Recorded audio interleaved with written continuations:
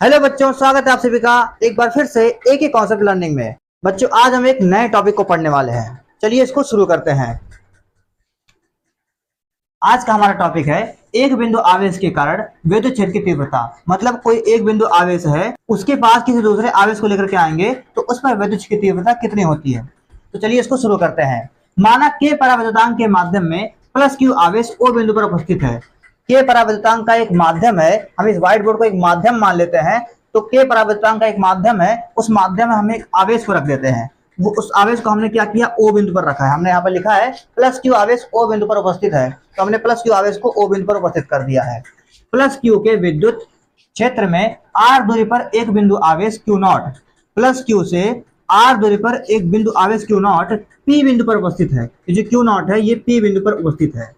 हमने दोनों को दर्शा दिया। हमने सबसे पहले क्या कहा कि के पराविद्युतांक का एक माध्यम है जिसमें ओ बिंदु पर प्लस क्यू को हमने रखा है, और उससे आर दूरी पर किसी दूसरे आवेश क्यू नॉट को पी बिंदु पर रखा है। अब यहाँ पर ध्यान देने की बात यह है कि अगर ये दोनों समान समान आवेश होते हैं तो इन दोनों में प्रतिकर्षण बल लगता है। तो ये वाला आवेश इस वाले आवेश को प्रतिकर्षित करेगा, बाहर की ओर लगाएगा। जैसा कि दिख रहा होगा कि ये प्लस आवेश है और ये भी प्लस आवेश है, दोनों का आवेश समान है, तो इस पर बाहर की ओर एक बल लगेगा, उसको हम एफ से डिनोट करते हैं।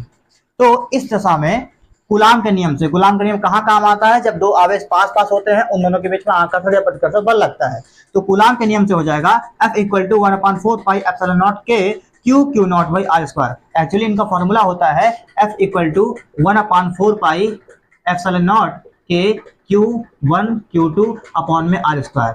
ये Q1 Q2 तब के लिए होते हैं जब इन दोनों का नाम Q1 और Q2 रखा गया हो, लेकिन इस दशा में इस हेडिंग में हमने इसका नाम Q और इसका नाम Q नॉट रखा हुआ है, इसलिए यहाँ पर Q नॉट अपॉन में आर स्क्वायर हो गया है।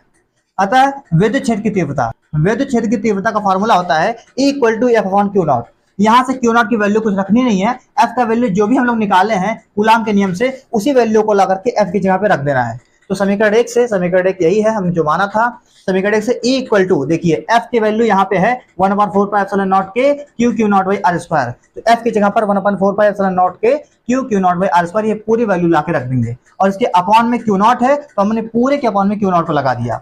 ये जो क्यू नॉट है ये आर स्क्वायर के पास जाएगा, तो यहां से क्यू नॉट कैंसिल हो जाएगा, तो हमने डायरेक्टली क्यू नॉट को क्यू नॉट से कैंसिल कर दिया है। अब बचा क्या, बचा है 1/4 पाई एप्सिलॉन नॉट के क्यू अपॉन में आर स्क्वायर। तो उसी को हमने यहाँ पे लिख दिया है E equal to 1/4 pi epsilon not के क्यू अपॉन में आर स्क्वायर। यही विद्युत क्षेत्र की तीव्रता का सूत्र है। ये कब के लिए है कि जब एक प्लस क्यू आवेश हो, प्लस क्यू आवेश का एक बड़ा सा विद्युत क्षेत्र हो, उस विद्युत क्षेत्र के अंदर हमने किसी दूसरे प्लस क्यू आवेश को रखा हो, तो उस आवेश पर एक बल लगेगा। बल लगने से उस पर विद्युत क्षेत्र की तीव्रता आ जाएगी। उसी विद्युत क्षेत्र की तीव्रता का ये फॉर्मूला है। आई होप आप लोगों को एक छोटा सा वीडियो पसंद आया होगा। अगर वीडियो पसंद आया हो तो वीडियो को लाइक कीजिए और हमारे चैनल को सब्सक्राइब कर लीजिए, ताकि ऐसे ही छोटे छोटे वीडियो से ही हम आपके कॉन्सेप्ट को और मजबूत कर पाए। Thank you.